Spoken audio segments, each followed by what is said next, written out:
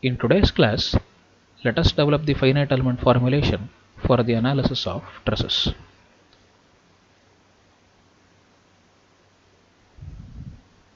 Basically, a truss is a triangular array of two force members. That is, each member of a truss can either take up axial tension or compression. And each member of a truss is connected to its adjacent member by frictionless pins or frictionless joints. You should have undergone a course wherein you have analyzed trusses by using the method of sections as well as the method of joints. Such methods are quite tedious when they are applied to large scale trusses, and the effect is more pronounced when the trusses are statically indeterminate. But in case of finite element analysis, the formulation is so efficient that it can easily handle all sorts of trusses, that is statically determinate and indeterminate alike. And it can additionally include effects such as changes arising due to change in temperature and so on. So thereby finite element formulation is a more robust technique. In finite element analysis, each member of a truss is called as an element, which is denoted by a number inscribed within a circle. So this is element 1, this is element 2, and so on. And the frictionless pins are called as nodes. Now, since this is a planar truss, each node is having 2 degrees of freedom. That is, each node can move along x-axis and it can also move along y-axis. Now, let us try to understand how to describe the displacement of each node. Now, suppose if there is a node called I, the displacement of it along x-axis is represented by q 2i minus 1, and the displacement of it along y-axis can be represented by q 2y, where I is the node number. So the displacement of node I along x-axis will be q 2i minus 1, and that along y-axis will be q 2y. Now let us try to understand or apply this technique to identify the displacement components of node 1. So here note that I is equal to 1, so 2i minus 1 will be equal to 1 and 2i will be equal to 2.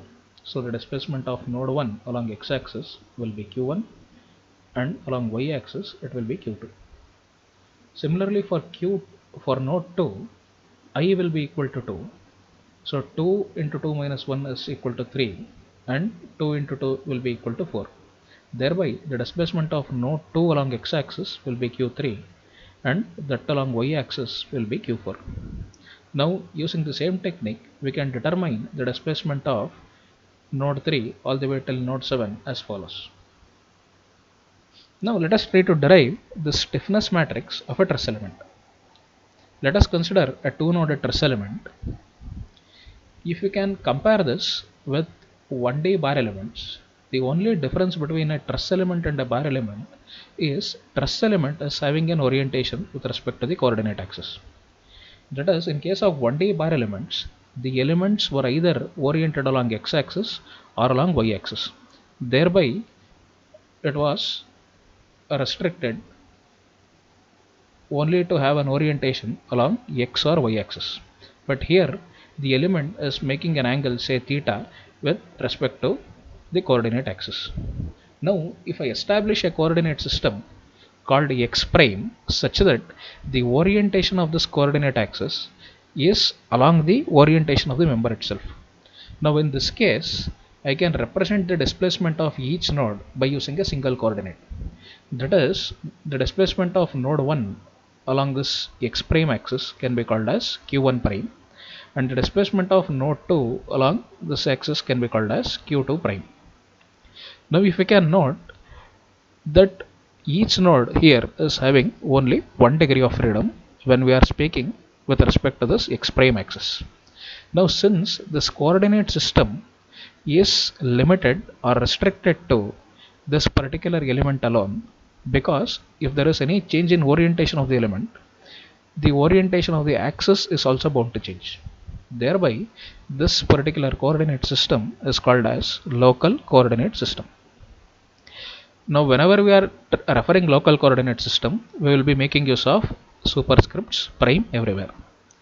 Now on the other hand, if I consider a truss element, and if I consider a regular Cartesian coordinate system represented by x and y axis, you can note that this coordinate system is independent of the orientation of the element.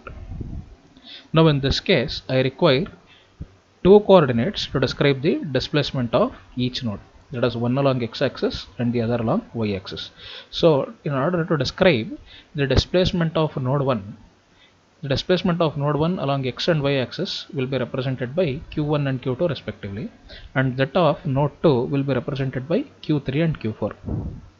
So since this particular coordinate system is independent of the orientation of the element, it is called as global coordinate system.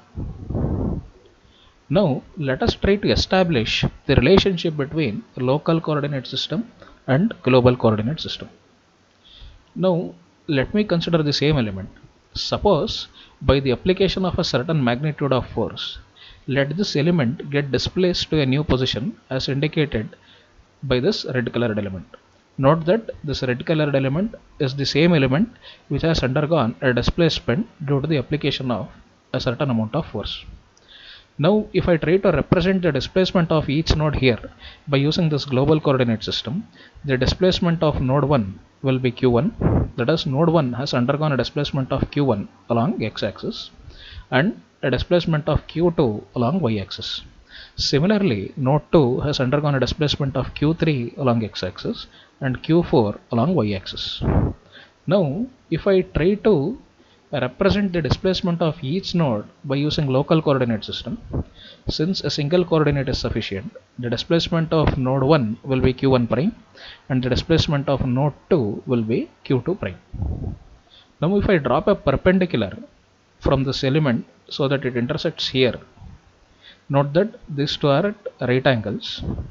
Now if the angle made by the element with respect to x-axis is theta, what is cos theta? Cos theta is adjacent side by hypotenuse. So here this is the adjacent side, the displacement component q1 is the hypotenuse. So thereby cos theta will be equal to x by q1. This was supposed to be equals, sorry for the error. So I can represent x, that is this length, to be equal to q1 times cos theta. So this distance will be q1 times cos theta. Similarly, this distance will be equal to q2 times sin theta.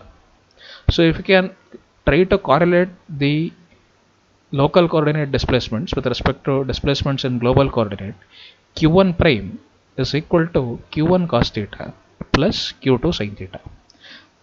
That is q1 prime is equal to q1 cos theta plus q2 sin theta.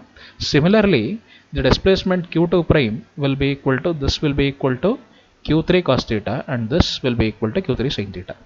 Now let me call this as equation 3a and 3b respectively. We will make use of this equations later. Now in local coordinate system, the element displacement vector is given by q prime is equal to q1 prime and q2 prime. Now note that the order of the displacement vector is equal to the degree of freedom of the particular problem. Now in case of local coordinate system, each node is having only one degree of freedom, that is displacement along the local coordinate system. So q prime will be equal to q1 prime and q2 prime, each representing the displacement of node 1 and node 2 respectively. But whereas in case of global coordinate system, the element displacement vector should have 4 displacement components because each node is having 2 degree of freedom. So thereby the global displacement vector will be q1, q2, q3 and q4. Let me call this as equations 1 and equation 2. Now if we can look at figure 5, from figure 5 we have obtained these two equations, that is q1 prime is equal to q1 cos theta plus q2 sin theta and q2 prime is equal to q3 cos theta plus q4 sin theta. Now let me call cos theta to be equal to L and sin theta, that is cos phi, to be equal to M. If you can observe, these quantities L and M, that is cos theta and cos phi, are representing the orientation of the truss element with respect to x and y axis respectively. Thereby, these two quantities, namely L and M, are called as direction cosines. Now, let me repeat it again. I am calling this quantity cos theta to be equal to x.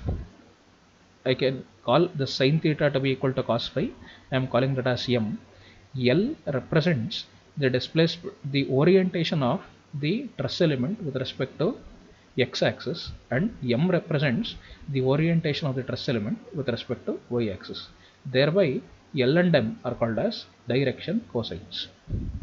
Now, from equations 3a and 3b, if I put cos theta is equal to L and sin theta is equal to M, q1 prime will be equal to q1L plus q2M. q2 prime will be equal to q3L plus q4M. In the form of a matrix, I can represent this equation as q1 prime q2 prime to be equal to Lm 0 0 Lm multiplied by the displacement vector q1, q2, q3 and q4. If I call this to be q prime, this to be q and this to be L, this equation can be represented as q prime is equal to L into q, where this matrix L is called as transformation matrix because it is transforming the displacement in local coordinate system to global coordinate system. Thereby, this matrix is called as transformation matrix. Let us now understand how to calculate the values of L and M. Let us consider this truss element, the length of which is represented by Le. The suffix E here represents the element number. Now, let me establish a coordinate system somewhere here. So thereby, the coordinates of node 1 will be x1, y1, and the coordinates of node 2 will be x2, y2. Let the angle made by the element with respect to x-axis be equal to theta, and the angle made by this element with respect to y-axis be equal to phi. Now we represented L to be equal to cos theta. So if you look at this figure, cos theta is adjacent side by hypotenuse, that is the length of this line divided by the length of the element. Now the length of this line is given by x coordinate of this point minus x coordinate of this point. Since the x coordinate of this point is x2, L can be calculated using the formula x2 minus x1 divided by Le. Similarly, M was called as cos phi or sin theta. So if you look at this particular problem, M can be represented by the length of this line divided by the hypotenuse. The length of this line will be given by y2 minus y1. So M will be equal to y2 minus y1 by Le. Now if you look at the length of the element, as you can see, this basically is a right angle triangle. If you make use of Pythagoras theorem, then length of the element squared will be equal to the length of this line squared plus the length of this line squared. So the length of this line, as we described earlier, it is x2 minus x1, and the length of the vertical line is y2 minus y1. So Le can be calculated using the formula root of x2 minus x1 the whole square minus y2 minus y1 the whole square. Now let us call this as equation 6. Now let us try to describe the elemental stiffness matrix in local coordinate system. As we saw earlier, in case of local coordinate system, the truss element is equivalent to a bar element. So since a truss element is equivalent to a bar element in local coordinate system, the stiffness matrix of a truss element will be same as the stiffness matrix of a bar element. Note that we are representing this as K prime because prime represents the local coordinate system. Now let us try to develop the elemental stiffness matrix in global coordinate system. The elemental strain energy in local coordinates is given by the formula UE is equal to half of Q prime transpose multiplied by K transpose multiplied by Q prime. Now As we know, q prime is equal to L into q. By substituting this equation 4 back in equation 7, we will get UE to be equal to half of L into q transpose multiplied by k prime multiplied by L into q. Now we can rearrange this equation to be equal to half of q transpose multiplied by L transpose k transpose into L multiplied by q. Now if you compare equation 7 and equation 8, the quantity within the square braces will be this stiffness matrix of the element. So thereby this quantity L transpose multiplied by k prime multiplied by L is the stiffness matrix in global coordinate system. Now UE is equal to q transpose into k into q. So thereby k will be equal to L transpose into k prime into L. Thereby L transpose will be LM0000 LM. This is k prime, which is nothing but the stiffness matrix of a 1D bar element multiplied by the transformation matrix. Now upon multiplying these three matrices, we will get the stiffness matrix of the truss element to be equal to AE by L multiplied by L square LM minus L square LM LM M square minus LM M square minus L square LM L square LM minus LM minus M square LM M square. Now this is the stiffness matrix of a truss element in global coordinate system. If you can observe, I can divide the stiffness matrix into four quadrants. If this is the first quadrant, you can see the quantities are repeating themselves in each quadrant. The only difference is in quadrants 1 and 3 they are represented by a negative sign, whereas in quadrants 2 and 4 they are represented by a positive sign. So this is one of the most easiest ways of remembering this stiffness matrix. Let us now develop an equation to calculate the stress induced in a truss element. Now from Hooke's law, we know that sigma is equal to Young's modulus into strain. That is, the stress induced in the element is the product of the Young's modulus of the material with which it is made of and the strain induced. Now we can define the strain induced to be equal to change in length by original length. Now since q2 prime minus q1 prime represent the change in length of the body in terms of local coordinate system, strain induced is given by q2 prime minus q1 prime by Le. Now if I substitute the expression for epsilon back in this equation, and if I try to represent it in the form of a matrix, I will get the stress induced to be equal to Young's modulus divided by length of the element multiplied by minus 1 1 multiplied by q1 prime q2 prime. Now since this is representing the displacements in local coordinate system, let us transform it into global coordinate system by using transformation matrix. Now since we know that q prime, that is the displacement components in local coordinate system, is equal to transformation matrix multiplied by the displacement in global coordinate system, we can substitute q prime by L into q. So if we put the value of L and q here, upon multiplying these three matrices, we will get the stress induced in the truss element to be equal to Young's modulus divided by length of the element multiplied by minus L minus M L and M multiplied by the displacement vector. Now note that generically this is the displacement of initial node of the element along x-axis. This is the displacement of initial node of the element along y-axis. This is the displacement of final node of the element along x-axis, and this is the displacement of final node of the element along y-axis. So this is the formula to calculate the stress induced in a truss element. Let me call this as equation 30. This completes the finite element formulation for the analysis of trusses. If you have any doubts, you can drop them in the comment section. I will try to answer them as soon as possible.